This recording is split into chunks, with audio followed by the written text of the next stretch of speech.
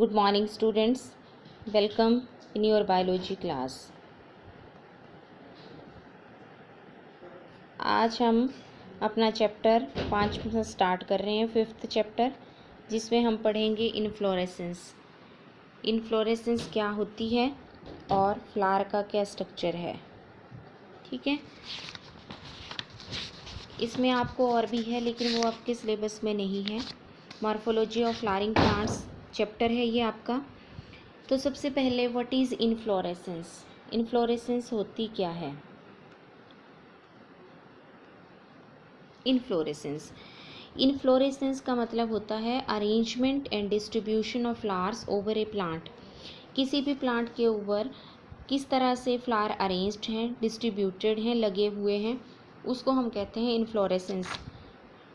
आपने बहुत सारे प्लांट्स ऑब्जर्व किए हुए हैं, किसी में अकेले अकेले सॉलिटरी फ्लावर्स लगे होते हैं, कुछ ऐसे होंगे जिनमें गुच्छे में लगे होंगे, एक स्पेसिफिक अरेंजमेंट में लगे होंगे। तो जनरली 3 तरह की इन्फ्लोरेसेंसेस आपके पास होती हैं। एक होती है रेसिमोस इन्फ्लोरेसेंस, एक होती है साइमोस इन्फ्लोरेसेंस एंड थर्ड होती है स्पेशल इन्फ्लोरेसेंस। रेसिमोस इन्फ्लोरेसेंस जो होगी, इसमें मेन एक्सिस जो है वो ग्रो करती रहेगी, it continue to grow and flowers are borne laterally. Laterally means side में लगेंगे flowers in an acropetal succession. Acropetal का मतलब होता है ओल्डर फ्लावर जो हैं they are found towards the base and younger ones at the apex. और centripetal भी हो सकते हैं कि ओल्डर टुवार्ड्स पेरीफेरी और यंगर टुवार्ड्स द सेंटर, इस तरह से भी हो सकते हैं।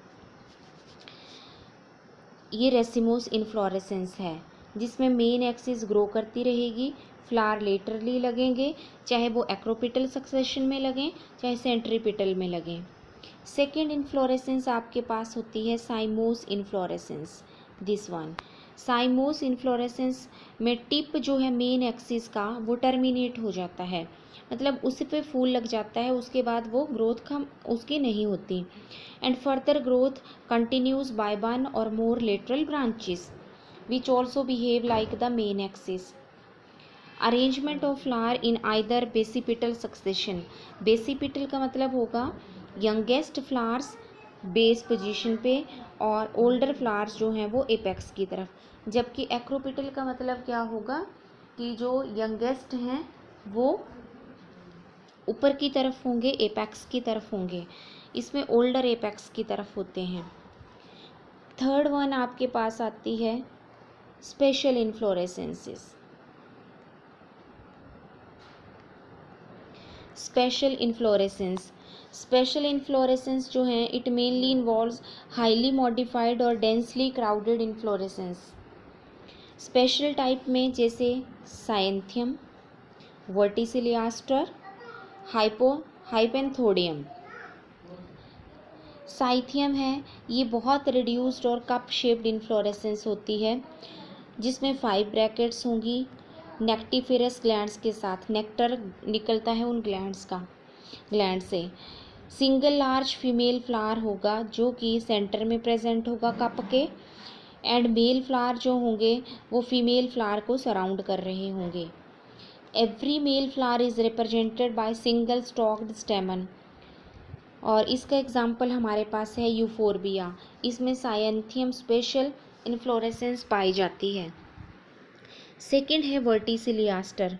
वर्टिसिलियास्टर जो इन्फ्लोरेसेंस होगी, फूलों का अरेंजमेंट होगा, उसमें 2 क्लस्टर्स होंगे, हर एक क्लस्टर में 3 to 9 फ्लावर्स होंगे which develops on A note in the axil of opposite leaves. जैसे ऑसीमम, तुलसी देखी होगी आपने, ऑसीमम सेंक्टम, उसके फूल जो लगे होते हैं वो होता है वर्टिसिलियास्टर अरेंजमेंट। फिर है हाइपेंथोडियम। हाइपेंथोडियम जो है इसमें मेन एक्सिस कंडेंस्ड हो जाएगी एक कप या फ्लास्क शेप में, और 3 तरह के फ्लावर्स होंगे इसमें। मेल फ्लावर जो कि पोर की तरफ होंगे, फीमेल फ्लावर जो हैं वो बेस की तरफ होंगे, और न्यूट्रल फ्लावर्स जो कि मेल और फीमेल फ्लावर्स के बीच में होंगे। 3 तरह के फ्लावर होते हैं इसमें, male, female and neutral flowers. और इसका एग्जाम्पल है पीपल, फाइकस रिलीजियोसा। और बनियान ट्री जिसको हम फाइकस बेंगेलेंसिस के नाम से जानते हैं। इनमें जो इन्फ्लोरेसेंस है, फ्लावर्स का अरेंजमेंट है, वो हाइपेंथोडियम कहलाता है। अब है flower.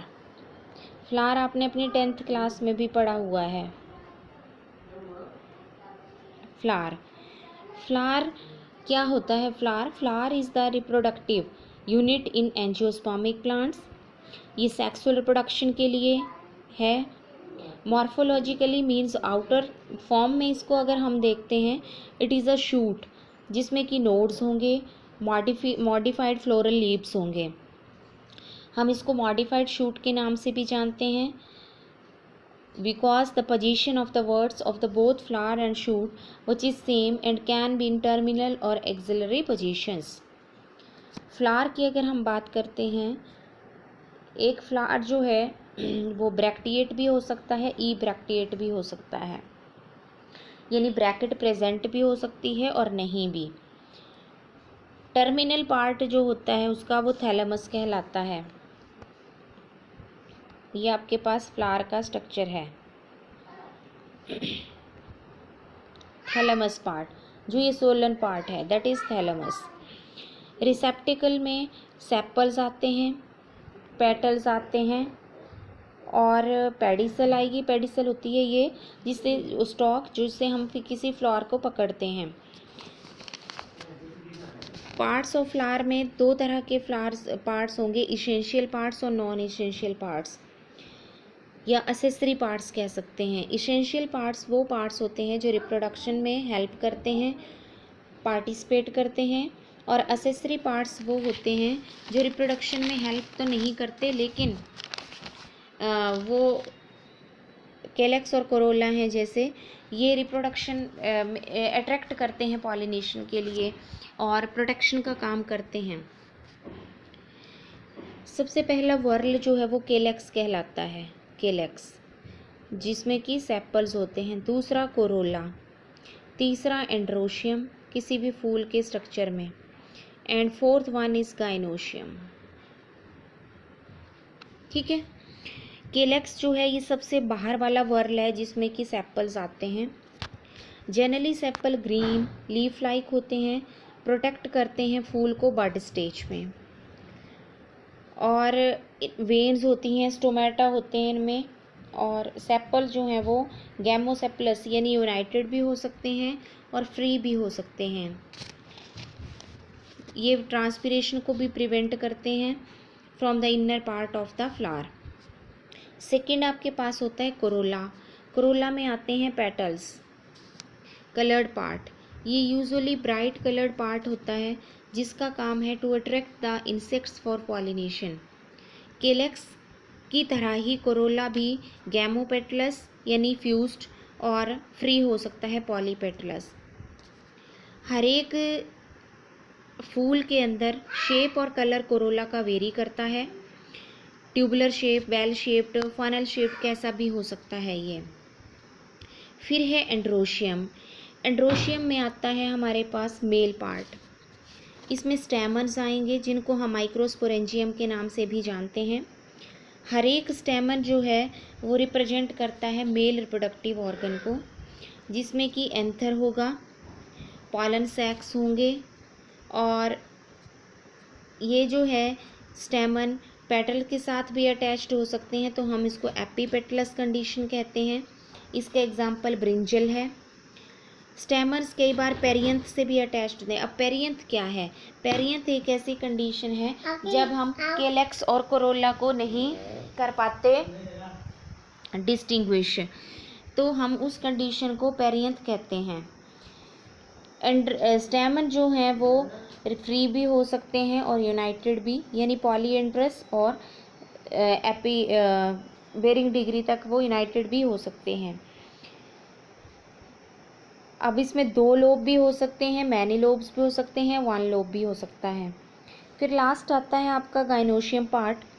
Gynoecium female reproductive part है फ्लावर का, जिसमें कार्पल्स होते हैं या हम पिस्टिल कहेंगे। मेगास्पोरेंजियम भी कह सकते हैं हम इसको।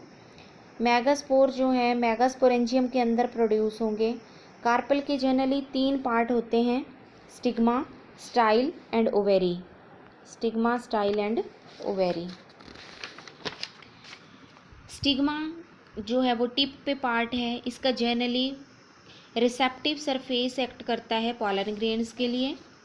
ओवेरी एक एनलार्ज बेसल पार्ट है जो कि इलोंगेटेड ट्यूब स्टाइल के साथ जुड़ा होता है। स्टाइल ओवरी और स्टिग्मा को कनेक्ट करती है। हर एक ओवेरी जो है हमारे पास उसमें 1 या 2 ओव्यूल्स होते हैं और प्लेसेंटा भी होता है, कुशन लाइक स्ट्रक्चर। कार्पल्स भी फ्यूज्ड और फ्री दोनों हो सकते हैं। एपोकार्पस हो सकते हैं जब एक कार्पल जो है वो बहुत सारे कार्पल प्रेजेंट है और फ्यूज्ड कंडीशन में हम कहेंगे सिनकार्पस कंडीशन है। और पॉलीकार्पस भी हो सकते हैं और जब फ्री होंगे ये। ओवेरी के अंदर बहुत सारे लोक्यूल्स होते हैं। ओवेरी के लोक्यूल यूनिलोकुलर भी हो सकती है, मल्टी भी हो सकती है, बाई भी हो सकती है। ठीक है, तो इतना हम आज पढ़ेंगे स्ट्रक्चर ऑफ फ्लावर तक। Thank you, have a nice day.